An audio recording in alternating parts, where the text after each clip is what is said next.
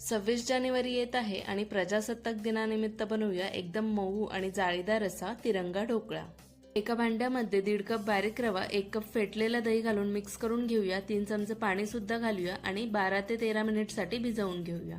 ढोकळा वाफवण्यासाठी पाणी गरम करत ठेवूया आणि ज्या भांड्यात ढोकळा वाफवणार आहोत त्याला तेलाने ग्रीस करून घेऊया। 12 मिनिट नंतर रवा छान भिजलेला आहे। आता आवश्यकतेनुसार पाणी घालून त्याची कन्सिस्टन्सी ऍडजस्ट करून घेऊया। जास्त घट्ट नाही आणि पातळ नाही असं बॅटर तयार करून घेऊया। चवीनुसार मीठ आणि 1 चमचा आल्याची पेस्ट घालून मिक्स करून घेऊया। हे बॅटर समप्रमाणात 3 बाउलमध्ये वेगवेगळं काढून घेऊया आणि एकात ग्रीन एकात ऑरेंज कलर घालून मिक्स करून घेऊया। त्यानंतर तिन्ही बॅटरमध्ये सोडा घालून मिक्स करून घेऊया।